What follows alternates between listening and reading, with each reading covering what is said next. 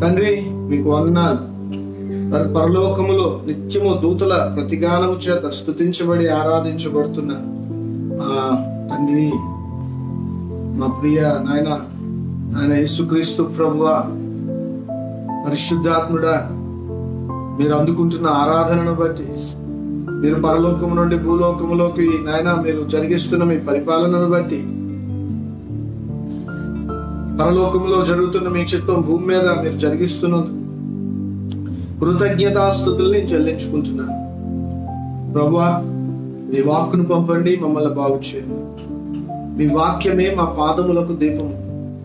అలనాడు నాయన ఇగో మా పితరులు, మీ మొట్టమొదటి శిష్యులు అపోస్తలులు నాయన, వారు ఆ మొదటి స్థానంలో, ఆ మొదటి స్థితిలో నాయన ఈ లేఖనాలను గ్రహించలేని ఆ ఇమ్మెచ్యూర్డ్ స్టేజ్ లో వాళ్ళు ఉన్నట్టుగా నిన్న మేము ధ్యానించాము.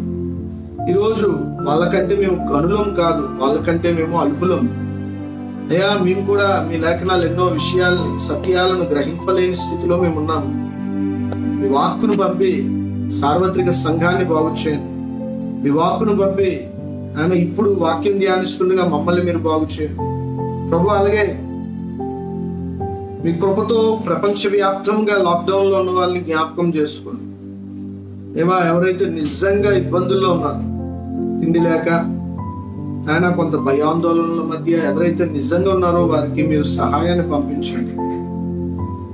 ఎవరైతే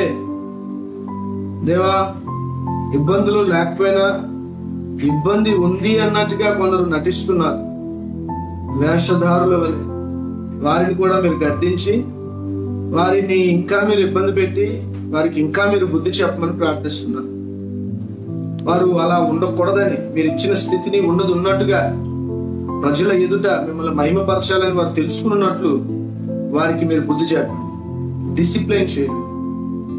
ఆయన ఎవరైతే ఈరోజు ప్రభు కృపలో 5,000 నోటికి వెళ్ళే స్థితిలో ఉన్నారో ఆయన, వారు ఇతరులకు బ్లెస్సింగ్ గా ఉండటకు, ఇతరులకు వారు బలపరిచేటట్టుగా చేయమని, అట్టి మనసుతో నింపమని సర్వ సృష్టి పరిపాలకునిగా ఈ ప్రార్థన యేసుక్రీస్తు నామంలో అడిగి వేడుకుంటూ సమర్పించుకుంటున్నాము తండ్రి, ఆమేన్. మీ అందరికీ షాలోమ్. యేసు నామంలో మీకు సమాధానం కలుగును గాక.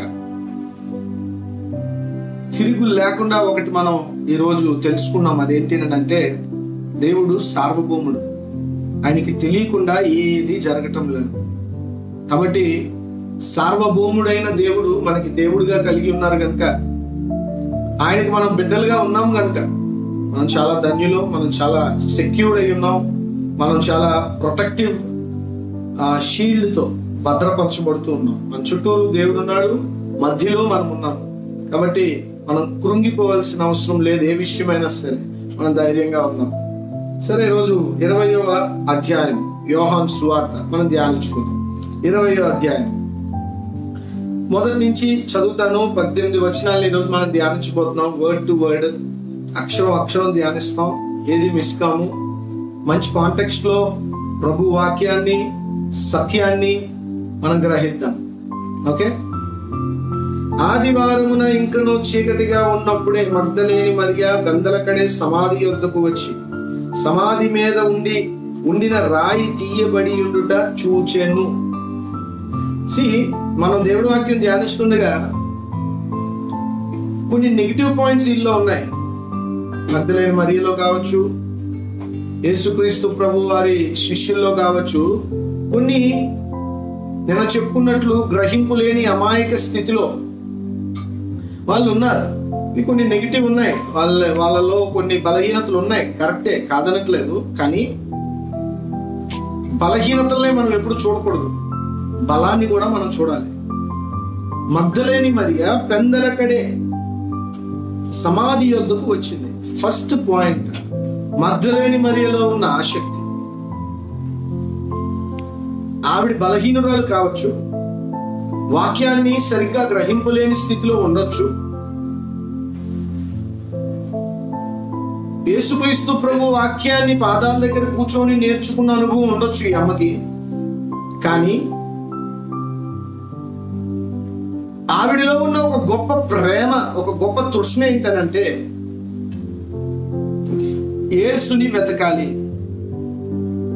యేసుక్రీస్తు ప్రభు వారిని వెతకాలి. వెతుకుడి మీకు దొరుకును. వెతుకుతున్నామా? వెతకకుండా ఆయన వెతుక్కొని వచ్చి మనకి ఎప్పుడో ఒకటి చెప్తాడులే, నేను అదే నిద్రమత్తుతో ఉంటాను, నేను అదే సోమరిపోతనంతో ఉంటాను,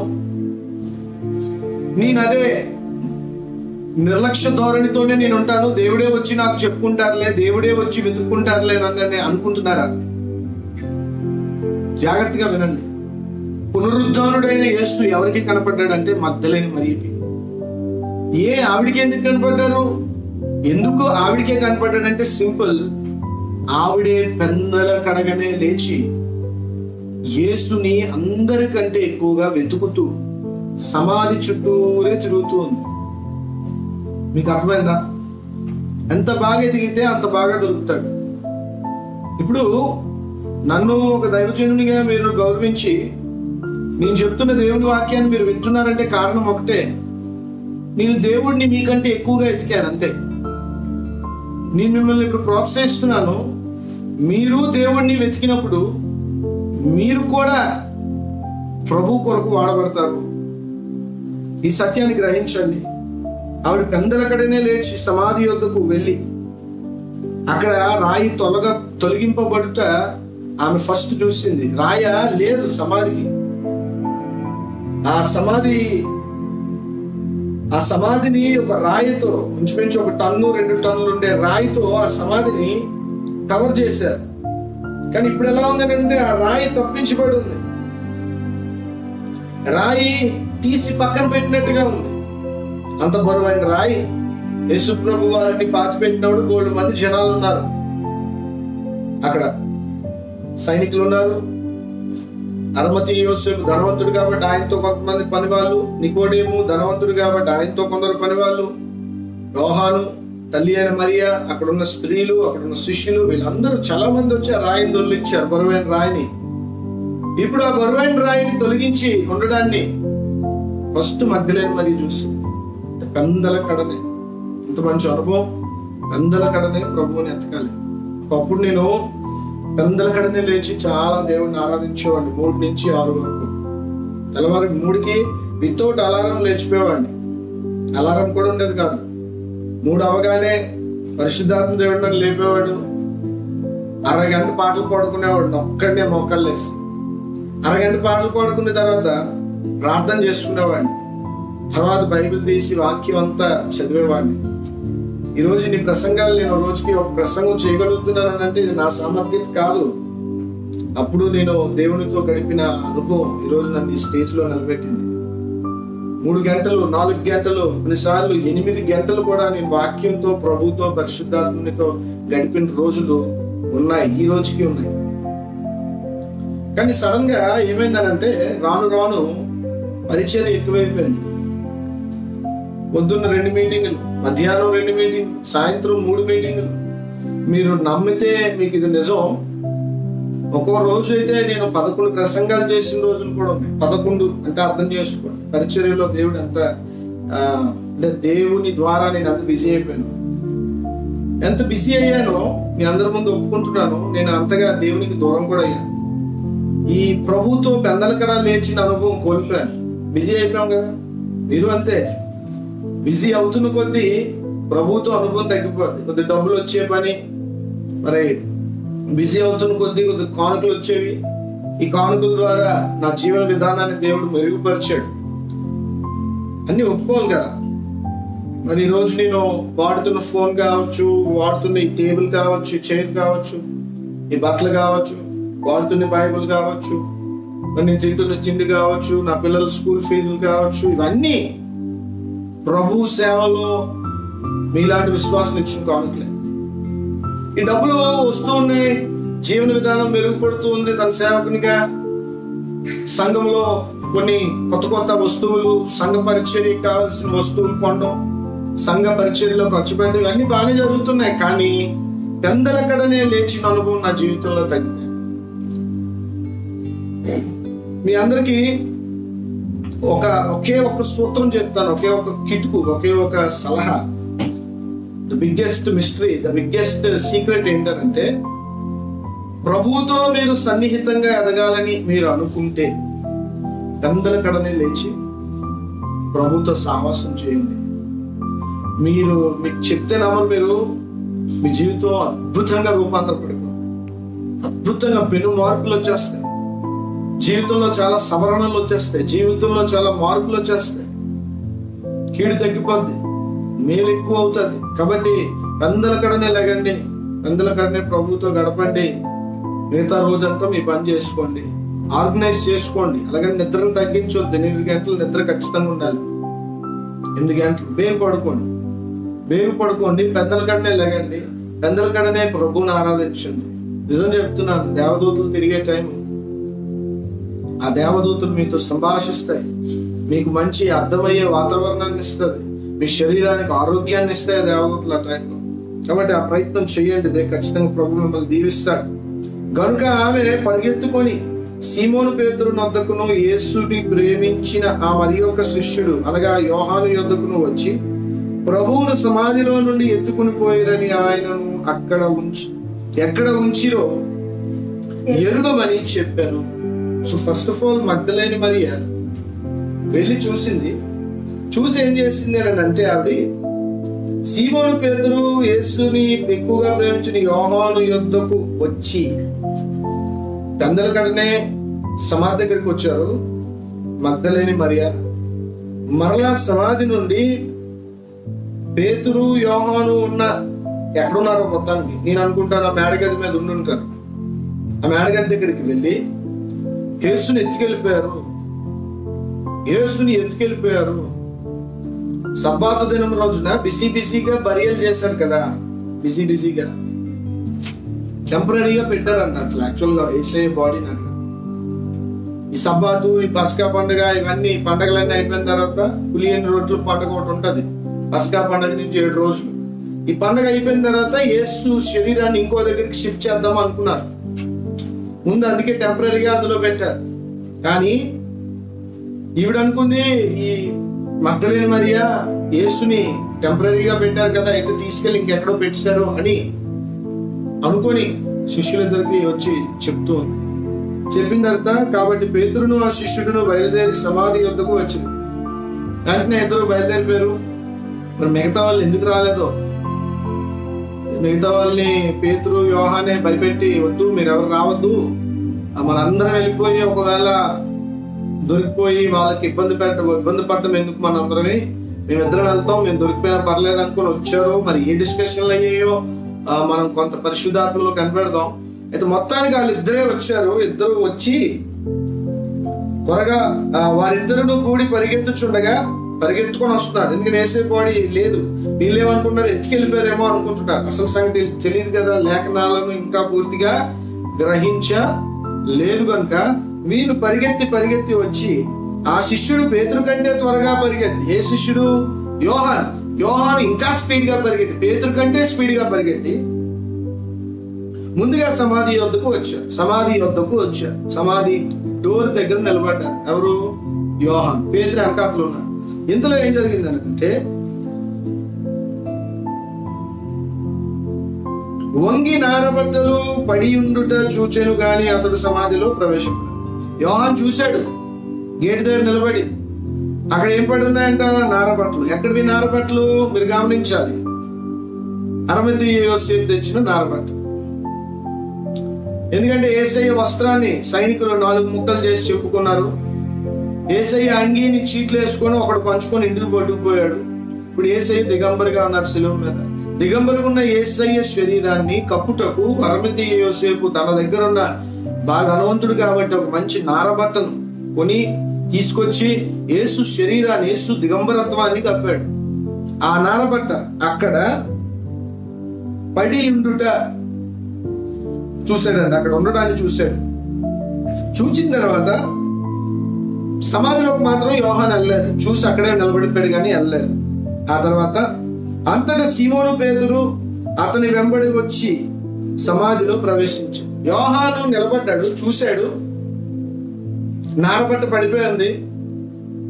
ఆలోచిస్తున్నాడు యోహానుకి కొంచెం గ్రహింపు ఎక్కువ మిగతా వాళ్ళతో కంపేర్ చేసుకుంటూ. సో యోహాను ఆలోచించడం స్టార్ట్ చేశాడు. నారబట్ట పడి ఉంది. బహుశా యోహాను ఏమైనా రీకలెక్ట్ చేసుకుంటున్నాడేమో యేసు మాటలు, ప్రభువు చెప్పిన మాటలు. ఈరోజు మనం కూడా మన లైఫ్ స్టైల్లో, ప్రతిరోజు మన జీవన విధానంలో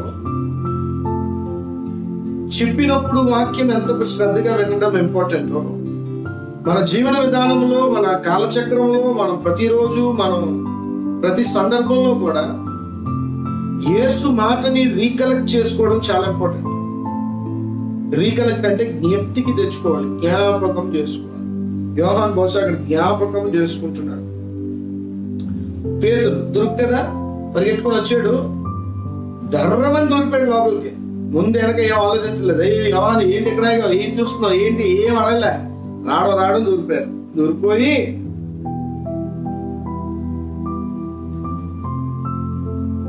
నారబట్టలు పడి ఉండుటయు, బాగా వినండి, ఆయన తల రుమాలు నారబట్ట యొద్ద ఉండుటయు, వేరుగా ఒక్కటే చోట చుట్టి పెట్టి ఉండుటయు చూశాను. పేతురు ఏం చూశాడంటే ఒక నారబట్టను చూశాడు, తల రుమాలను చూశాడు, అది కూడా నారబట్టే. ఇవి రెండు వేరువేరుగా ఒకటే చోటు చక్కగా మడత పెట్టి నారబట్ట, రుమాలు, మామూలు నారబట్ట, ఇవి రెండు చక్కగా మడత పెట్టి అక్కడ పెట్టి ఉన్నాయంట. వాటిని ఎవరు చూశారని అంటే పేతురు చూశారు. చూసిన తర్వాత అప్పుడు మొదటి సమాధి యొద్దకు వచ్చిన ఆ శిష్యుడు లోపలికి పోయి చూచి నమ్మాను. బాగా వినాలి, చూచి నమ్మాను. యోహాను చూసి నమ్మాను. ఒకవేళ వీళ్ళలాగే కనుక ఈ రోజు మీరు కానీ అనుకుంటున్నారా చూస్తేనే నమ్ముతారని? వెళ్ళి చూస్తే అప్పుడు నమ్మాడంట. యేసుతో కలిసి తిరిగి, యేసుతో కలిసి పడుకొని, యేసుతో కలిసి పరిచర్య చేసి, యేసుని అంత దగ్గర నుంచి చూసిన యోహాను చూసి నమ్మాడు. పేతురు చూసి నమ్మాడు. కానీ మనం చూడక నమ్మాము, మనం ధన్యులము. హల్లెలూయా. ఈ విషయంలో వీఆర్ ద బెస్ట్. ఎందుకంటే వారు చూచి నమ్మారు, మనం చూడక నమ్మాము, మనం ధన్యులము. హల్లెలూయా. ఎందుకు నమ్మాము మనం? ఎలా నమ్మాము మనం? యేసు వాక్కు ద్వారా నమ్మాము. మన చేతిలో ఉన్న పరిశుద్ధ గ్రంథమైన బైబిల్లో ఉన్న వాక్కుని చూసి మనం నమ్మాము, మనం ధన్యులము. వాక్యం చాలా ఇంపార్టెంట్ అండి. యెహోవా ధర్మశాస్త్రమును దివారాత్రములు ఆనందిస్తూ దాన్ని ధ్యానించువాడు ధన్యుడు. దాన్ని ధ్యానించువాడు ధన్యుడు. మీకు సక్సెస్ అంతా వాక్య ధ్యానంలోనే ఉంది. ఏదో మీకు అవసరం వచ్చినప్పుడు ఇది తెరవడం కాదు, మీకు కొంత భయం వచ్చినప్పుడు ఇది తెరవడం కాదు, మీకేదో శ్రమ వచ్చినప్పుడు ఇది తెరవడం కాదు. మంచిదే, శ్రమ వచ్చినప్పుడే తెరవాలి. ఎందుకంటే రోగం వచ్చినోడికే వైద్యుడు, కరెక్టే, కాదనట్లేదు. కానీ ఎప్పుడూ గనక దీన్ని ధ్యానిస్తే, ఒక డైట్ లాగా, ఒక ఎపటైట్ లాగా అనుదినము దివారాత్రములు దీన్ని ధ్యానిస్తే అతడు చేయున్నదంతయు సఫలమవుతుంది. సక్సెస్ కావాలా మీకు? మీరు సక్సెస్ అవ్వాలనుకుంటున్నారా లైఫ్ లో? అవ్వాలి అనుకుంటే ఇదిగో సూత్రం, యెహోవా వాక్యము నందు మీరు దివారాత్రములు దాన్ని ధ్యానించండి. దివారాత్రములు దాన్ని ధ్యానించండి. ప్రభువుకి మహిమ కలుగును గాక. ఏదో అవసరానికి, ఇప్పుడు మీరున్నారు, మీ దగ్గరికి ఎవరో అవసరం బట్టే వచ్చారు అనుకోండి, నిజంగా రాలే, మీకు ఎంత బాధ వేస్తుంది? ఇప్పుడు నేనే ఉన్నాను, మీ దగ్గరికి అవసరం బట్టి వచ్చాను అనుకో, ఎలా ఉంటుంది మీకు? చూడు బ్రదర్, నా దగ్గరికి అవసరం కోసం వచ్చారు. మరి మీరు అవసరం బట్టే దేవుడి దగ్గరికి వెళ్తారా? మరి మీరు ఎంత ఫీల్ అయితే మరి దేవుడు ఎంత ఫీల్ అవ్వాలి? కాబట్టి అర్థం చేసుకుందాం. దేవుడికి నమ్మకంగా ఉందాం. దేవుడికి నమ్మకస్తులు అవసరం. నమ్మకస్తులైన వారిని దేవుడు కనిపెడుతున్నాడంట. సంఘములో దేవుడికి నమ్మకమైన వారి కోసం దేవుడు కనిపెడుతున్నాడు. కాబట్టి ఆ రీతిగా ఉందాం. ఆయన మృతులలో నుండి లేచుట అగత్యమన్న లేఖనము వారింకను గ్రహింపరైనది. యోహాను ఎంత మంచోడండి, వెంటనే చెప్పేస్తున్నాడు. మేము గ్రహించలేదు, ఇంకా పేతురు గ్రహించలేదు, శిష్యులు గ్రహించలేదు, మగ్దలేని మరి గ్రహించలేదు.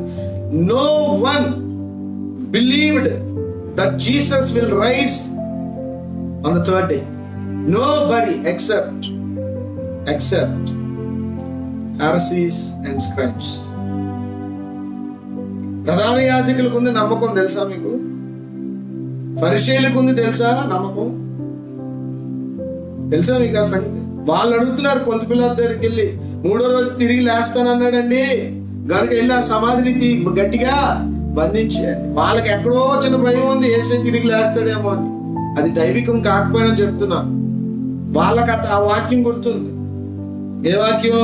యేసే 3వ దినాన్ని తిరిగి లేస్తాడని చెప్పి వాళ్ళకి ఆ వాక్యం గుర్తుంది. అంటే రక్షణార్థమే వాళ్ళు గుర్తుంచుకోలేదు. వాళ్ళకి భయం అనమాట, యేసే మళ్ళీ అక్కడ తిరిగి వచ్చేస్తాడు. కాబట్టి ఎవరికి నమ్మకం లేదు యేసే పునరుద్ధానుడు అవుతాడు. అరే నాకు అర్థం కాదు, యేసయ్య పునరుద్ధానుడు అవుతాడనే నమ్మకం లేని వ్యక్తికి చనిపోయిన తర్వాత మరలా మనం తిరిగి లేస్తామని ఎలాగా నమ్మగలరు?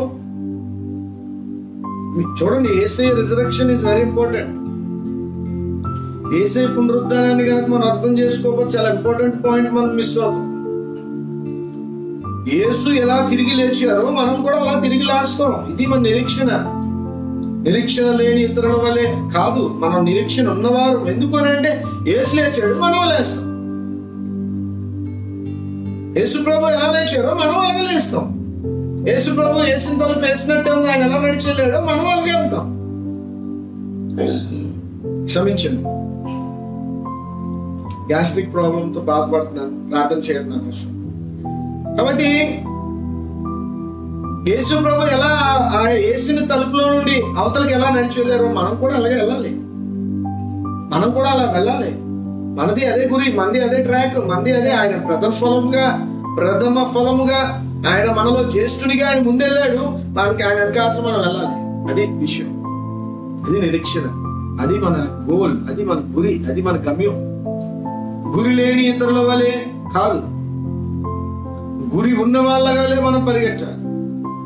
యేసయ్య తిరిగి లేస్తాడని నమ్మలేని వాళ్ళు తిరిగి లేస్తారని నమ్మకం ఎక్కడ వస్తుంది? ఇంకోటి చెప్పనా, తిరిగి లేస్తాను అన్న విషయము గనక మనం గ్రహిస్తే చావు మీద మనకి భయము ఉండదు. మీకు అర్థమవుతుందా? ఈ సత్యాలని చెప్తున్నాను. దుష్టుడు నా మీద రాత్రి నుంచి తెగ ఫైటింగ్, నన్ను చాలా రకాలుగా ఇబ్బంది పెట్టాలని, లైవ్ ఈరోజు జరగకుండా చేయాలని చిన్న ప్రమాదం కూడా జరిగింది. ప్రభు తప్పించాడు. అంటే ఎందుకు చెప్తున్నాను అంటే సత్యం. పునరుద్ధానాన్ని నమ్మిన వాడికి చావంటే ఇక భయం లేదు. చావంటే ఇక భయం లేదనంటే దుష్టుని జయించిన వాళ్ళ కాదా? మీకు అర్థమవుతుందా? ఓ మరణమా నీ ముళ్ళు ఎక్కడా అని అడుగుతాం. ఇప్పుడు భయపడం, ప్రభుకే భయపడతాం, ప్రభు అడుగు జాడల్లో నడుస్తాం. అది వాడికి నచ్చదు. అందుకే పునరుద్ధానపు శక్తిని గ్రహింపకుండా మనల్ని నిర్లక్ష్యంలోకి నడుపుతూ ఉంటాడు. పునరుద్ధానుడైన యేసుని మీరు తెలుసుకున్నారా? స్వస్థతలు చేసిన యేసుని తెలుసుకున్నారు. ఎందుకంటే మనకు కావాల్సింది అదే కదా, స్వస్థత ఈ శరీరానికి. అద్భుతాలు చేసిన యేసు మనకు తెలుసు, మనకి అవే కావాలి కదా. 5 రొట్టెలు 2 చిన్న చేపలను 5,000 మందికి పంచాడు కదా, ఆ యేసు తెలుసా మీకు? తెలుసండి. ఆయన తెలియదండి. మనకు కావాల్సింది అదే కదా. కుష్ఠరోగులను స్వస్థపరిచాడు, ఆ యేసు తెలుసా? ఎందుకు తెలియదండి? ఆయన ఎందుకు తెలియదండి బాబు? ఇవన్నీ బాగా తెలుసండి మీకు. పునరుద్ధానుడైన యేసు తెలుసా? Do you know the resurrected Lord? పౌలు అంటాడు, పునరుద్ధానుడైన యేసుని తప్ప ఇంకా ఎవ్వరిని నేను ఎరుగను. ఇంకే విషయం పట్టించుకోవద్దు, ఇంకేమి గుర్తుంచుకోవద్దు. ఓన్లీ ద రిజరెక్టెడ్ లార్డ్ నే గుర్తుంచుకోండి. ఆయన్నే అడగండి. మీలో షుగర్ ఎంత ఉంది? వదిలేండి. బీపీ ఎంత ఉంది?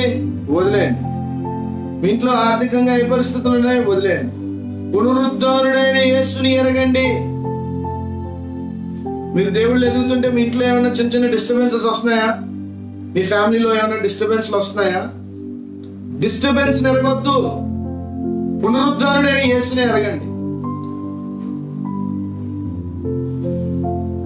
మీకు అర్థమవుతుందా? నెగిటివ్ మైండ్ సెట్ ని కలిగి ఉండొద్దు. పునరుద్ధానుడని యేసుని ఎరగండి. ఇంకా పౌలు అంటాడు, నేను ఇంకా పునరుద్ధానుడని యేసు విషయాలు తప్ప ఇంకేది నేను పట్టించుకోనండి. ఆ పునరుద్ధానుడని యేసే ప్రకటింపబడాలి, ఆ పునరుద్ధానుడని యేసు ప్రకటింపబడాలి. ఆ ఎజెండా తప్ప నాకు ఇంకే ఎజెండా లేదు. మీరు డబ్బులు కక్కుర్తి పడతారా, పడండి. మీరు అసూయ పడతారా, అసూయ పడిన వాళ్ళు అసూయ పడుకోండి. స్వార్థమా, ధనాపేక్ష, మీరు అలాగే ఉండండి. నీతిమంతుడుగా ఉన్నాయండి, అనీతిమంతుడిగా ఉన్నాయండి, నాకు సంబంధం లేదు. నేను మాత్రం సిలువ వేయబడిన యేసుని, పునరుద్ధానుడైన యేసుని తప్ప ఇక ఏది నేను ఎరగను. అలా ఉందాం, మన యాటిట్యూడ్ ని అలాగా కట్టుకుందాం, గ్రహిద్దాం దేవుని లేఖనాలు. అంతటా శిష్యులు తిరిగి తమ వారి యొద్దకు వెళ్ళిపోయిరి. మగ్దలేని మరి వచ్చారు, సమాధి తెరవబడిపోయింది. ఆ కబురు వెళ్ళి మళ్ళీ పరిగెట్టుకుని ఆవిడ ఊర్లోకి వెళ్ళి చెప్పుకొచ్చింది. ఎంత దూరం చూడండి, ఎంత ప్రయాసం ఈ మగ్దలేని మరియకి, ఎంత ఎనర్జెటిక్ గా ఉందో ఈ స్త్రీ. ఈరోజు స్త్రీలు చూడండి ఎలాగున్నారు, ఆయాసం, ఉబ్బసం అన్నీ ఉన్నాయి. కానీ ఆ రోజుల్లో ఆ మగ్దలేని మరి చూడండి, ఆ పెందల కాడ లేచింది ఒకటి, అక్కడికి వెళ్ళింది రెండు, మళ్ళీ అక్కడికి వెళ్ళి మళ్ళీ మేడగది దగ్గరికి వచ్చింది. వీళ్ళకి చెప్పింది, వీళ్ళిద్దరు పరిగెట్టారు. వీళ్ళ వెనకాతలు ఈ తల్లి కూడా పరిగెట్టింది. వీళ్ళ స్థితిని గమనించారు. అక్కడి నుంచి ఇద్దరు వచ్చేసారు ఇక్కడికి. కానీ 11వ అయితే మరియ సమాధి బయట నిలిచి ఏడ్చుచుండెను.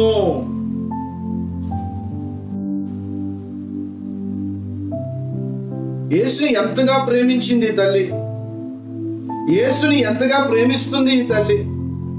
ఈ తల్లికి యేసు అంటే ఎంత ప్రేమో, ఎంత పిచ్చో. అక్కడే బయట నిలబడి ఏడుస్తుందంట. సమాధి బయట నిలిచి ఏడ్చుచుండెను. నా ప్రభు ఎక్కడికి వెళ్ళిపోయాడు. మేబీ ఆవిడ ఏడుపులో కొంత అమాయకత్వం ఉన్న, గ్రహింపు లేని స్థితి ఉన్నప్పటికీ కూడా see the love towards Jesus. Negative context లో నుంచి నేను పాజిటివ్ మెసేజ్ ఇస్తున్నాను. సందర్భం చూస్తే అంత నెగిటివ్, అంత అవిశ్వాసం గురించే చెప్పాలి అసలు ఇందులో. ఈరోజు అంతా నిజం చెప్తే ఎవరికి నచ్చదు కదా, అందుకని ఈ అవిశ్వాసంలో నుంచి కూడా కొంత పాజిటివ్ మెసేజ్ మీకు ఇస్తున్నాను. ఈ మగ్దలేని మరియ సమాధి బయట నిలిచి ఏడుస్తుంది. అయ్యో అయ్యో అయ్యో అయ్యో అయ్యో. లేఖనాన్ని గ్రహించి నమ్మి ఉండుంటే ఈవిడ ఏడాల్సిన పని లేదు, చక్కగా మెచ్యూర్డ్గా వెళ్ళిపోవచ్చు. చక్కగా వెళ్ళిపోయి ఊర్లో ఉంటే ఆ ప్రభు ఎప్పుడో వచ్చి ఉండేవారు. కానీ ఇక్కడ గమనిస్తే ఈవిడి ప్రేమ, ఈవిడ అమాయకత్వం, ఈవిడి గ్రహింపు లేని స్థితిలో కూడా ఈవిడి అమాయకత్వాన్ని దేవుడు అక్కడ కనపరిచినట్టుగా మనం చూస్తున్నాం. ఎందుకండి నా మాట ఎందుకన్నాను మీకు ఇప్పుడు అర్థమవుతుంది. ఇద్దరు మగాళ్ళు వెళ్ళిపోయారు, ఈవిడ మాత్రమే అక్కడ ఉంది. అయినా భయం లేదు. ఎంత ధైర్యమో ఈవిడికి, యేసు ప్రభు మీద ఎంత పిచ్చో, ఎంత ప్రేమో. అందుకే ఆయన పాదాల దగ్గర కూర్చొని వాక్యం వింటూ కన్నీరు కారుస్తూ కన్నీటితో పాదాలు కడిగింది, జుట్టుతో పాదాలు తుడిచింది. ఆహా, మగ్దలేని మరియా అంత ధన్యురాలువి. ఈరోజు ఆ మగ్దలేని మరియా ఇప్పటికీ మనకి ప్రసంగం చేస్తుంది. యేసుని ప్రేమించండి, మీ పూర్ణ మనసుతో, మీ పూర్ణ ఆత్మతో, మీ పూర్ణ బలంతో యేసుని ప్రేమించండి. వెతుకుడి మీకు దొరుకును. వెతుకుతున్నారా యేసుని? అన్ని వెతుకుతామండి. కెరియర్ ఎదుగుతాం, పిల్లల్ని ఎదుగుతాం, మంచి ఇల్లు ఎదుగుతాం, అన్ని ఎదుగుతున్నాం కదా సొసైటీలో. ఇప్పుడు ఈరోజు ప్రజెంట్ సిచ్యువేషన్ లో ఆరోగ్యాన్ని ఎదుగుతున్నాం. ఎక్కడ మంచి ఆరోగ్యం దొరుకుతుందా ఆ పదార్థాలు తింటున్నాం, మంచిదే. ఇన్ని ఎదుగుతున్నాం మనం, యేసుని ఎదుగుతున్నామా? అడుగుడి మీకు ఇవ్వబడును, వెతుకుడి మీకు దొరుకును, తట్టుడి మీకు తెరవబడును. ఏమడగమన్నాడు? అన్ని అడిగిడివే. ప్రభు ఆ బియ్యం ప్రభు, ప్రభు ఆ నూనె ఇవ్వు ప్రభు కారం ఇవ్వు ప్రభు గాలి ఇవ్వు ప్రభు పీల్చుకోవడానికి, ప్రభు నీరు ఇవ్వు ప్రభు. ఇవన్నీ అడగచ్చా? ఎందుకు అడగడం? అవన్నీ ఆల్రెడీ ఇచ్చాడుగా. నువ్వు అడగక ముందు ఇచ్చాడు కదా. నువ్వు అడిగిన తర్వాత కానీ ఇచ్చాడా? నువ్వు పుట్టిన తర్వాత అవన్నీ అడిగిన తర్వాత అప్పుడు గాలి వచ్చి ముక్కులోకి దూరిందా? లేదు. ఆల్రెడీ ఇచ్చిన వాటిని బట్టి దేవుడికి కృతజ్ఞత కలిగి ఉండాలి. దేవా ఇచ్చినందుకు స్తోత్రం అను. కానీ ఏం అడగాలి? అడగడం ఏం అడగాలి? యేసునాడు, పరిశుద్ధాత్మనాడు, వాక్య జ్ఞానం అడుగు, వాక్యంలో గ్రహింపునాడు. Be a heavenly human being. Be a ఇలాగ human అనకూడదేమో. Be a heavenly being. పరలోక సంబంధమైన వ్యక్తిగా బ్రతుకు. పరలోక సంబంధమైన వ్యక్తిత్వాన్ని సంపాదించుకో, పరలోక సంబంధమైన ఆత్మగా జీవించు. అంతేగాని ఈ భూమి మీద అన్ని అడిగిమన్నాడని అడిగివే. ప్రభా ఇదిగో మేము సువార్తకి వెళ్తున్నాం ప్రభా, రోజు ఒక అమ్మని సువార్తకి వెళ్తున్న టైంలో ప్రేయర్ చేయమంటే ఆవిడేం చేసిందంటే, ప్రభా మేము సువార్తకి వెళ్తున్నాం, నీ పరలోక సైన్యం అంతా మా ముందుంచు, నీ రక్తం అంతా జీప్ మీద ప్రోక్షించాను. యేసు రక్తం దేని మీద అంట? జీప్ మీద అంట. నిన్ను ఒకసారి ప్రోక్షించి నిన్ను అడిగాడు కదా, నువ్వు ఆ జీప్ లో ఉంటే జీప్కే భద్రత. కొన్నిసార్లు భద్రత కూడా లేకుండా చేస్తుంటాడు ప్రభువే. కొన్ని పాఠాలు, కొన్ని విశ్వాసంలో మనం బలపరచాలి. కాబట్టి మనం అడగమన్నాడని చెప్పి ఏది పడితే అడగొద్దు. విశ్వాసంతో ఏది అడగాలి, ఆ సమయోచితమైన జ్ఞానం కావాలి మనకి. అంటే వాక్యం చదవాలి, ఆత్మలు ఎదగాలి. అంత ఈజీ కాదండి. అమాయకంగా ఎదగడం ఎంత ఈజీయో గ్రహింపులో ఎదగడం అంత కష్టం. మేబీ ఎంతమందికి పాయింట్ కనెక్ట్ అవుతుందో నేను చెప్తున్న ఈ ప్రసంగాలు ఎంతమందికి అర్థమవుతున్నాయో. బాధ్యతకి ఎదుగుదో అడగమన్నాడని పరిశుద్ధాత్మను అడుగుతాం. ప్రభా ఈ ధనాపేక్ష లేకుండా నన్ను చేయి, అది అడగండి. ధనం ఇవ్వండి ప్రభా, ఐశ్వర్యవంతుని చేయండి ప్రభా, అది కదా అడగడం. అక్కడ ఆ కాంటెక్స్ట్ లో మత్తయి 5, 6, 7 అధ్యాయంలో అడుగుడి మీకు ఇవ్వబడును అని చెప్పారు కదా. దానికి ముందు ఏమున్నాయి? వాటి గురించి అడగండి. ప్రభా నేను చాలా చింతిస్తున్నాను, నల్లగున్నాను, తెల్లగవ్వాలని తెగ రాసేసుకుంటున్నాను, ఆ పిచ్చి లేకుండా చేయి ప్రభా. గడ్డి పువ్వుకు మంచి రంగు ఇచ్చావు, నువ్వు కూడా ఇప్పుడు నాకు మంచి రంగు ఇచ్చావు అనుకునేటట్టు చేయి ప్రభా. లేని రంగు నాకు వద్దు ప్రభా, క్రీములు నాకు వద్దు ప్రభా, అలా చేయి ప్రభు అని అడగాల. అడగమన్నాడు కాబట్టి ఇంకన్నీ అలా కాదండి. మనము ప్రభువుని అడగాలి, ప్రభువుని వెతకాలి, ప్రభువుని తట్టాలి. దేవునికి స్తోత్రం కాదు. అడుగుదాం, వెతుకుదాం. మగ్దలేని మరియ వెతుకున్నట్టు ఎలాగెతుకుతుంది? అక్కడే నిలబడిపోయింది, అక్కడే నిలబడిపోయిందండి. She is a single lady with no escort. Escort లేదు, వాళ్ళకి సహకరించే వాళ్ళు ఎవరు లేరు. నిలబడిపోయింది అంతే అలాగా సమాధిలో. అది తెల్లవారి అంటే ఆల్మోస్ట్ 7-8 అయ్యిందేమో బహుశా. పెందల కాడ కదా, వచ్చి వెళ్ళి మళ్ళీ వచ్చిందంటే బహుశా టైం 7-8 అయ్యిందేమో, 6, 7, 8 ఆ టైం అయిందేమో. తోటది, సమాధులు తోటది, సమాధులు చాలా లోన్లీ ప్లేస్ అది. అయినా ఆవిడ ఒక్కతే నిలబడిపోయి ఏడుస్తుందంట, ఒక్కతే. ఆమె ఏడ్చి సమాధిలో వంగి చూడగా, ఈ స్త్రీ అంత ధైర్యంగా చూడండి, ఏడ్చి సమాధిలోకి వంగి చూసిందంట. చూడగా తెల్లని వస్త్రములు ధరించిన 2 దేవదూతలు యేసు దేహం ఉంచబడిన స్థలములో తల వైపున ఒకడును కళ్ళ వైపున ఒకడును కూర్చుండి ఉండుట కనబడెను.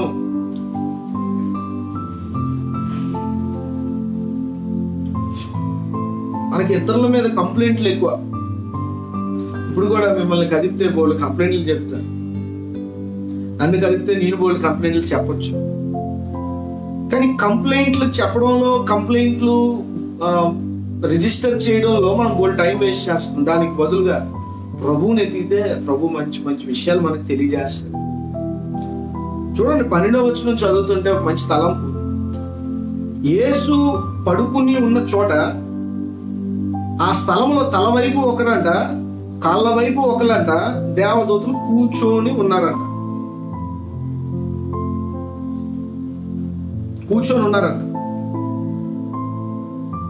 తెల్లని వస్త్రములు ధరించిన 2 దేవదూతలు.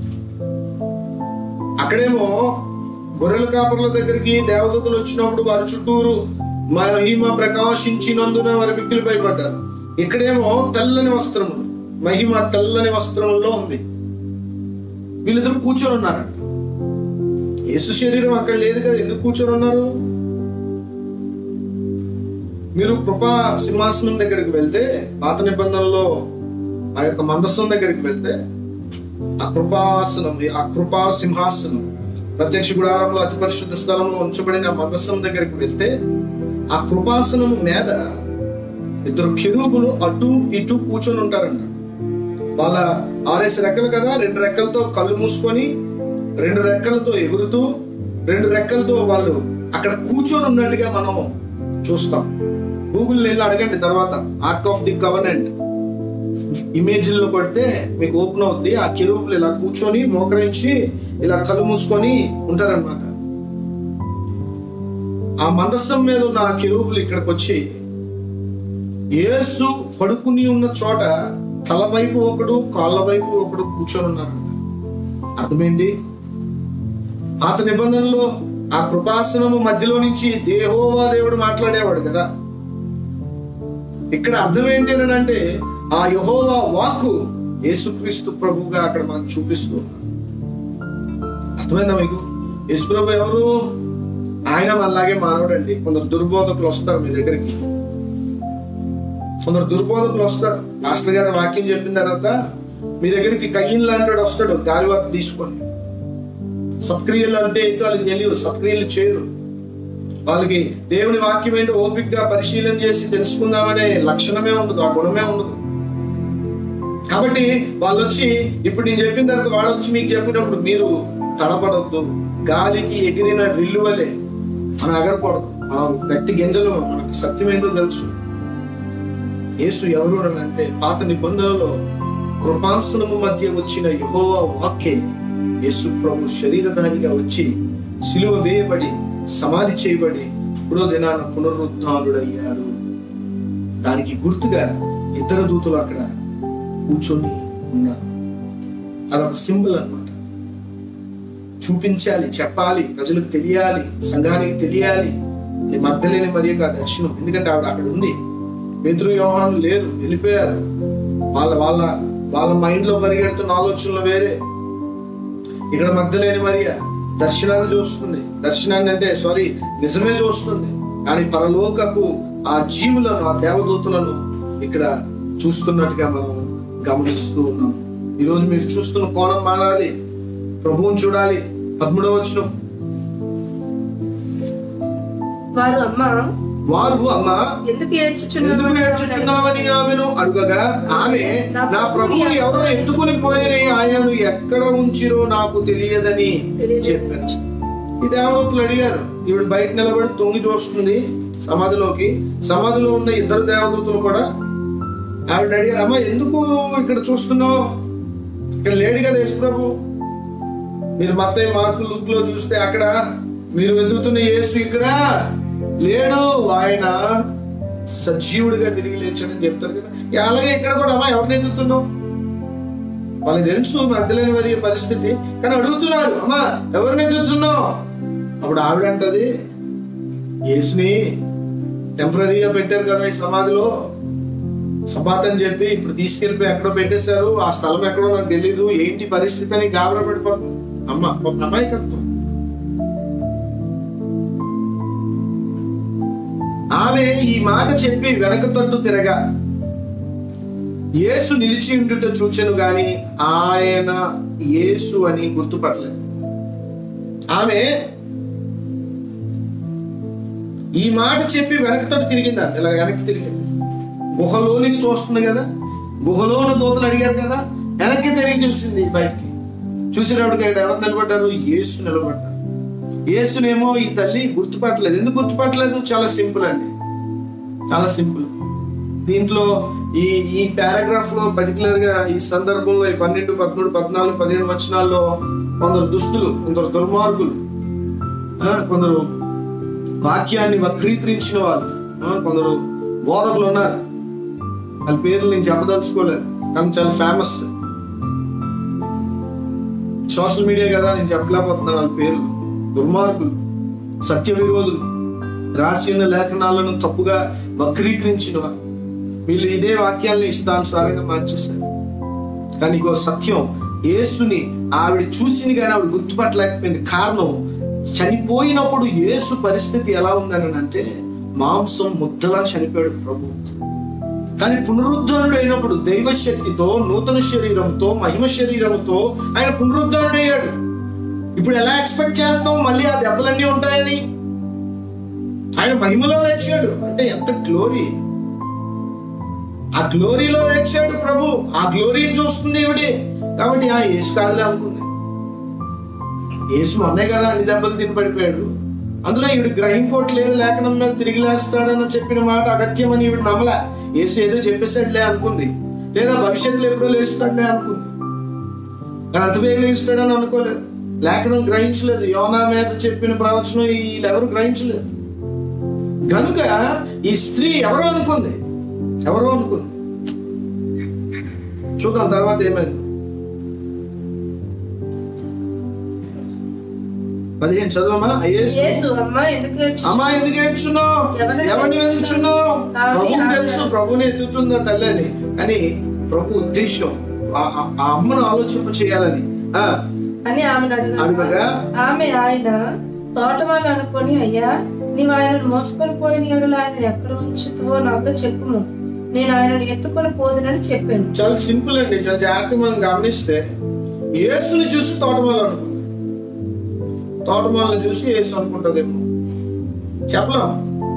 మన అమాయకత్వానికి రేంజ్ అది.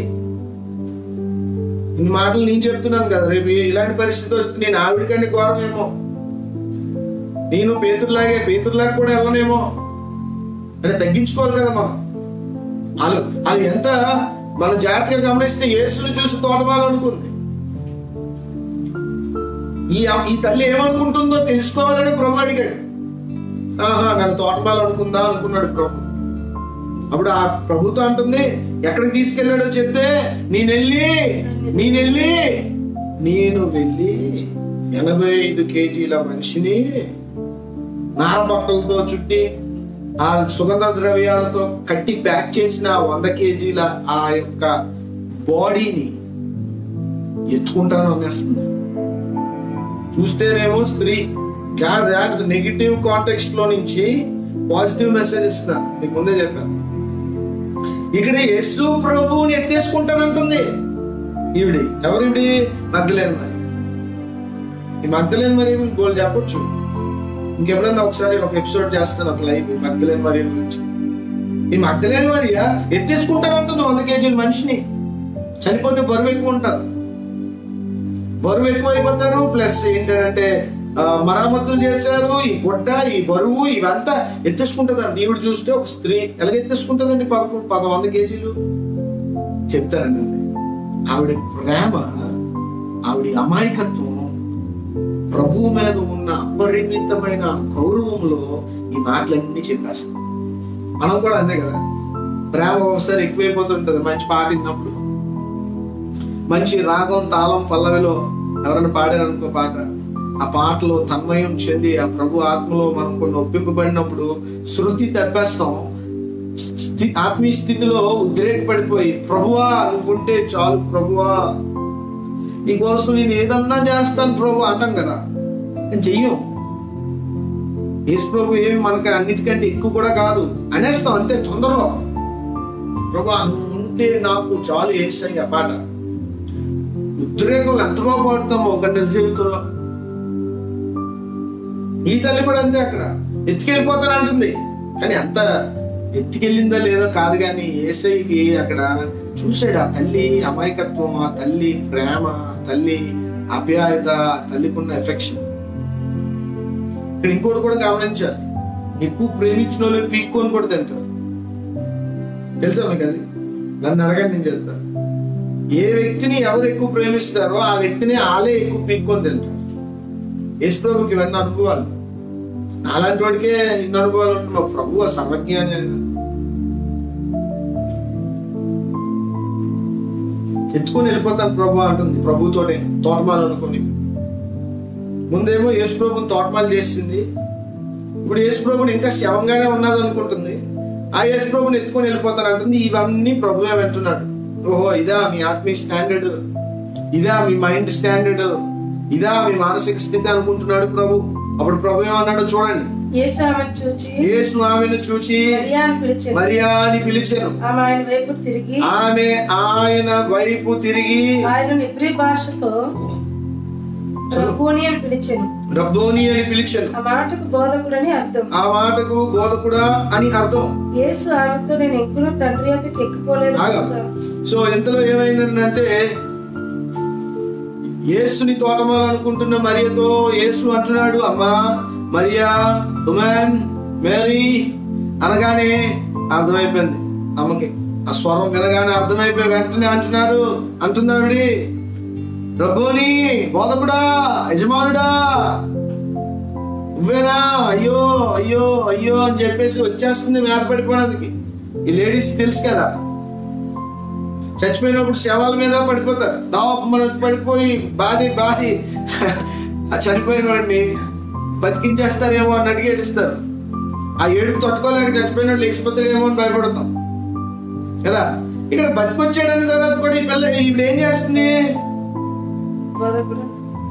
ఆ మాటకి బోధకుడు అని అర్థం. యేసు ఆమెతో, నేను ఇంకా నువ్వు తండ్రి వద్దకు ఎక్కిపోలేదు కనుక నన్ను ముట్టుకోవద్దు. ముందే ప్రభు వార్నింగ్ ఇచ్చేస్తున్నాడు. వచ్చేస్తుంది ఈవిడ. ప్రభు ఎఫెక్షన్ ఎక్కువ, ఎమోషనల్ కంట్రోల్ లేదు. కంట్రోల్ అవుట్ ఆఫ్ కంట్రోల్ చాలా మంది. చూడండి చెప్తాను, ఇంద్రియ నిగ్రహం కలిగిన ఆత్మనిచ్చాడు. కొన్నిసార్లు ఆత్మలో జాయ్ ఎక్కువైపోయినప్పుడు ఆ కొత్తలో ఏం చేస్తామంటే ఆ జాయిని తట్టుకోలేక ఆ చర్చిలో ఎగిరి గెంతేస్తారు. ఆల్రెడీ ఎగిరి గెంతుతున్న వాళ్ళు చూసి వీళ్ళు ఎగిరి గెంతాలేమో అనుకొని అదే పరిశుద్ధాత్మ అనుకుని ఎగిరి గెంతుతారు. ఇక్కడ ఉన్నాడు అంతా తిరుగుతాడు. ఒక గ్రామానికి వెళ్ళారు బాపట్లలో, ఉపవాస ప్రాంతంలో వాక్యం చెప్పమని పిలిచాడు. వెళ్తేప్పటికి అక్కడ ఒక ఆవిడ 32-35 సంవత్సరాల వయసు. ఆ తల్లి పాపం ఆరాధన చేస్తుంది, తన్మయత్వంలోకి వెళ్ళిపోయింది, అవుట్ ఆఫ్ కంట్రోల్లోకి వెళ్ళిపోయింది. కంట్రోల్ చేసుకోవాలి. కంట్రోల్ తప్పుకోవడం ఏంటి? ఆశా నిగ్రహము ఒక ఫలం. ఆత్మలో నిగ్రహించుకోవాలన్నీ. నిగ్రహించుకోనండి నేను గెంతానండి అంటే ఆవిడ పాపం అనకూడదు. తల్లి తెలియక అమాయకత్వ స్థితిలో గెంతేస్తూ ఉంది. పాపం చీరంతా ఊడిపోయింది. అట్నుంచి అలా తిరిగి పాపం నేను చాలా ఇబ్బంది పడ్డాను. తర్వాత వాళ్ళందరూ వెళ్ళి ఆ స్త్రీ మీదకి ఆ చీర కప్పి ఇవన్నీ కూడా చేశారు. ఎందుకంత తన్మయం చెందిపోవాలి? అదే అమ్మ మళ్ళీ సాయంత్రం ఇంటికి వెళ్ళి చూసి టీవీ చూస్తుంది. మీరు అర్థం చేసుకోవాలి. ఇవన్నీ ఏంటి అంటే మన అవుట్ ఆఫ్ కంట్రోల్ నుంచి వచ్చిన విషయాలు. చప్పట్లుగా ఎట్టి కొట్టేస్తారు. అది దేవుడా? చప్పట్లు కొట్టడం దేవుడా? దీనికన్నా గట్టి కొట్టిన వాళ్ళు ఇంకా బయట కోల్పోదు. ఉద్రేకం కాదు ఇంపార్టెంట్, ఆలోచన ఇంపార్టెంట్, మెచ్యూరిటీ ఇంపార్టెంట్ అండి. మనం నిగ్రహించుకోవాలి, ఎమోషన్స్ కంట్రోల్లో ఉంచుకోవాలి. ఏడుపు వచ్చిందని ఏడ్చకూడదు. ఇంద్రియ నిగ్రహం కలిగిన ఎవ్రీథింగ్ గుండెని రాయి చేసుకోవాలా. ఎందుకంటే మన గురి, మన నిరీక్షణ ఉన్న వాళ్ళం. మనకు ఒక గురి ఉంది, పునరుద్ధానం అనే గురి. మనల్ని ఏ కబురు కూడా కదల్చకూడదు, ఏ కబురైనా సరే. ఎందుకంటే మనకు తెలుసు ఫ్యూచర్ ఏంటో, భవిష్యత్తు ఏంటో మనకు తెలుసు. సమాధి పెట్టిన తర్వాత ఏం జరుగుతుందో మనకు తెలుసు. కాబట్టి మనం ఎమోషనల్ గా ఇంబ్యాలెన్స్ అయిపోకూడదు, నిగ్రహించుకోవాలి. ఇలా నిలబడాలి. యేసు ప్రభువు ఎలా నిలబడాడు అలా నిలబడాలి. హల్లెలూయా. అమ్మా నేను ఇంకా తండ్రి దగ్గరికి వెళ్ళాలి తల్లి, నేను ఇంకా ఆరోహణం అయ్యే టైం ఉంది. నువ్వేమి అంతగా ఇప్పుడు వచ్చి నన్ను పట్టించుకోక, నేను ఎక్కడికి వెళ్ళిపోతాను అన్నట్టు. టైం ఉంది. నువ్వు మళ్ళీ నన్ను కలవచ్చు, నువ్వు మళ్ళీ నాతో మాట్లాడవచ్చు. నేను మళ్ళీ మీ అందరినీ కలిసి దర్శిస్తాను. ఇప్పుడు నన్ను ముట్టేసుకోవద్దు. ఇంపార్టెంట్ ఏంటంటే నువ్వు వెళ్ళి అర్జెంట్కి వెళ్ళి శిష్యులకు నేను లేచానన్న కబురు చెప్పు, నేను కనపడ్డానన్న కబురు వెళ్ళి చెప్పు. వచ్చో నా మీద పడిపోద్దు.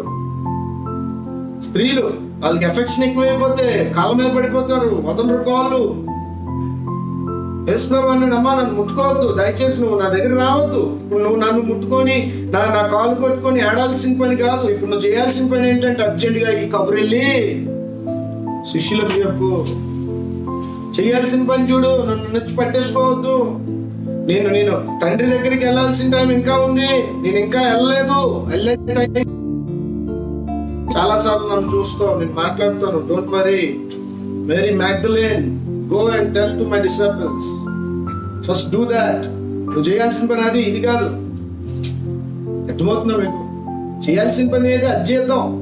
ఎమోషనల్ అటాచ్మెంట్స్ ఎందుకంటే మనకి, మనం ఎమోషనల్ గా కనెక్ట్ అవ్వకూడదు. ఇన్ఫాక్ట్ ఎమోషన్స్ లో 2 రకాల emotions, divine emotion, worldly emotions. Divine emotion మనకు ఉండాలి, కానీ ఈ వరల్డ్లీ ఎమోషన్స్ అస్సలు ఉండకూడదు. ఆశ, మన ఇంద్రియ నిగ్రహం కలిగిన ఆత్మదేవుడు మనకి ఇచ్చాడు. మన భావాల్ని మనం అదుపులో ఉంచుకోవాలి. కొందరు స్త్రీల్ని ఇలా ముట్టుకుంటే ఏడు చేస్తారు. ఏమ్మా బాగున్నావా అని అడిగామంటే చాలు పలా ఇప్పేస్తారు. అంటే అప్పటి వరకు నన్ను ఎవరు అడుగుతారో ఏడ్చేద్దామా అని ఉంటారు. అడగగానే మొత్తం అది అలక్కదు. దేవుని బిడ్డలు నిగ్రహం ప్రాక్టికల్ గా ఉండాలి. సమస్య వచ్చిందా? వచ్చింది సమస్య. వస్తాయి సమస్యలు, భూమి మీద కాదు తేడా. పరలోకంకి వెళ్ళి సమస్య వస్తుందా మీకు? దేవుడి దగ్గరికి మీరు వెళ్ళిపోయిన తర్వాత దేవుడి దగ్గరికి సమస్య రావడమే, ఇంట్లో గొడవలు రావడమే. అక్కడ గొడవ అడగలరు ఎవరన్నా? మనం చాలా స్ట్రాంగ్ ఉండాలండి మెంటల్ గా. ఎక్కిపోలేదు కనుక నేను మనల్ని ముట్టుకోవద్దు. ఈ వచనం 17వ వచనాన్ని దుర్బోధకులు చాలా కూని చేస్తారు. ఈ వాక్యాన్ని ఎవరిష్టం వాళ్ళది, ఎవరిష్టం ఎవ్వరు. దీని మీద నేను ఒక 30 ప్రసంగాలు అన్నారు, అన్ని అబద్ధాలు. సత్యాన్ని చెప్తాను వినండి, పరిశుద్ధాత్మ దేవుడు మనకు సహాయం చేస్తారు. చూడండి అక్కడ ఏమనుందంటే, అయితే నా సహోదరుల వద్దకు వెళ్ళి నా తండ్రియు మీ తండ్రియు, నా దేవుడును మీ దేవుడునైన వాని యొద్దకు ఎక్కిపోవచ్చున్నానని వారితో చెప్పుమనెను. శిష్యుల దగ్గరికి వెళ్ళి మాట చెప్పు. ఏమాట? నా తండ్రి మీ తండ్రి, నా దేవుడు నీ దేవుడు దగ్గరికి యేసు ప్రభు ఎక్కిపోతూ ఉన్నాడు అంటే పునరుద్ధానుడై వెళ్ళిపోతూ ఉన్నాడు అనే విషయాన్ని వెళ్ళి చెప్పమని చెప్పాడు. ఏంటి? నా దేవుడు నీ దేవుడు అంటే యేసయ్యకి దేవుడు తండ్రా? ఇక్కడ దుర్బోధకుడు ఏం చెప్తాడంటే యేసయ్య దేవుడు అన్నాడు కాబట్టి యేసయ్య దేవుడు కాదు. దుర్బోధకులకి ఏ పని లేదు, పోవట్లేదు. యేసయ్య కూడా ఇగో నా తండ్రి అన్నాడు కాబట్టి యేసయ్య తండ్రి, యేసయ్యకి తండ్రి ఉన్నాడు కాబట్టి ఈయన కుమారుడు కాబట్టి ఈయన దేవుడు కాదు. మనకి మాలిన మట్టి బుర్రలు. దేవుడి వాక్యం, దేవుని సత్యం, పరిశుద్ధాత్మ దేవుని ప్రేరణ లేని వాళ్ళు. మరి ఏంటి దీనికి అర్థం చెప్తారనండి. యేసు ప్రభు పునరుద్ధారుడే లేచి అక్కడ నిలబడి చెప్తున్న మాట ఏంటి అంటే, నా తండ్రి మీ తండ్రి అయ్యాడు, మీ దేవుడు నా దేవుడు అయ్యాడు. కాబట్టి ఫస్ట్ స్టేట్మెంట్ లో యేసు పరలోక సంబంధిగా దేవునిగా మాట్లాడుతున్నాడు. నా తండ్రిని నేను వచ్చి మీ తండ్రిగా చేశాను నా రక్తం వల్ల. ఇప్పుడు మానవుడిగా మాట్లాడుతున్నాడు. నా దేవుడు మీ దేవుడు. యేసు ప్రభు పూర్తిగా దేవుడు, పూర్తిగా మానవుడు. ఈ స్టేట్మెంట్ లో అటు దేవునిగా ఇటు మానవుడిగా నా తండ్రిని మీ తండ్రిగా చేశాను. జాగ్రత్తగా వినండి. నా తండ్రిని మీ తండ్రిగా చేశాను. నా దేవునికి మీరు దూరస్తులై సమీపస్తులై బ్రతుకుతున్నప్పుడు నా రక్తం వలన మిమ్మల్ని సమీపస్తులుగా చేశాను. నా దేవుడు ఇప్పుడు మీ దేవుడు, నా తండ్రి మీ తండ్రి. ఇప్పుడేమో ఇక్కడ దేవుడి దగ్గరకు వచ్చేటప్పుడు ప్రభు అంటున్నాడు మనిషిగా మానవులతో పోల్చుకొని అంటున్నాడు, మనుషులతో కలుపుకొని అంటున్నాడు, నా దేవుడు మీ దేవుడు. త్రిత్వాన్ని అర్థం చేసుకోవాలి. త్రిత్వాన్ని ఎంత బాగా అర్థం చేసుకుంటే మనం అంత ధన్యులం అవుతాం. దేవునికి స్తోత్రం కలుగును గాక. యేసు ప్రభు మనల్ని ఆ తండ్రికి కుమారులుగా కుమార్తెలుగా చేశాడు. ఆయన రక్తంలో మనము ఆయనకి సమీపస్తులుగా మారాం. దేవునికి స్తోత్రం కలుగును గాక. ఆ తర్వాత చూద్దాం ఏమైందో. మగ్దలేని మరియ వచ్చి నేను ప్రభువుని చూచితిని, ఆయన నాతో ఈ మాటలు చెప్పినని శిష్యులకు తెలియజేసెను. నమ్మారా? మగ్దలేని మరియ చెప్పిన మాటని శిష్యులు నమ్మారా? నమ్మలేదు. ఎందుకు నమ్మలేదో రేపు దినాన్ని మనం చూద్దాం. వాళ్ళ మానసిక స్థితి, వాళ్ళ ఆధ్యాత్మిక స్థితి ఏ రేంజ్ లో ఉందో రేపు దినాన్ని మనం ధ్యానించుకుందాం. కాబట్టి ఈ రోజు మనం ఇప్పుడు దాకా నేర్చుకున్న వాక్కును బట్టి మనము ఆ ఆది క్రైస్తవులు, ఆ మొట్టమొదటి శిష్యుల జీవితాల్లో ఉన్న బలహీనతలను మనం చూసి మనం నేర్చుకోవాలి. మనం అలా ఉండకూడదు. వాక్యాన్ని మనం నమ్మాలి. వాక్యం మీద విధేయులుగా మనం మారాలి. యేసు క్రీస్తు ప్రభువుని మనము పూర్తి స్థాయిలో వెతికి వెంటాడి ఆ ప్రభు దర్శనాలను పొందుకొని పునరుద్ధానుడైన యేసుని తెలుసుకొని మనం ముందుకి వెళ్ళాలి. అట్టి కృప ప్రభు మనందరికీ దయచేయునుగాక. ఆమేన్. చివరి ప్రార్థన ఆశీర్వాదంతో ముగించుకుందాం. పాస్టర్ గారు వచ్చి ప్రార్థన చేస్తారు.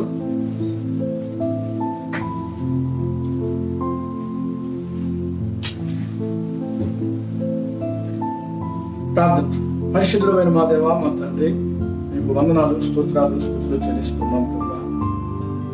నాయన, మరి ఈ రోజున మా ప్రభా మగ్దలేని మరియతో మీరు మాట్లాడినటువంటి మాటలు నాయన, ఇదిగో మా తండ్రి, నా తండ్రిని మీ తండ్రిగా చేశాను, నా దేవుని మీ దేవుడిగా చేశాను అన్న సంగతి ఆ దేవుని దగ్గరికి నేను వెక్కి వెళుతూ ఉన్నానని శిష్యులు చెప్పమన్నటువంటి ప్రభు నాయన, మరి వారికి చెప్పి ఉండగా నా తండ్రి మీకు వందనాలు, స్తోత్రాలు, స్తుతులు చెల్లిస్తున్నాం.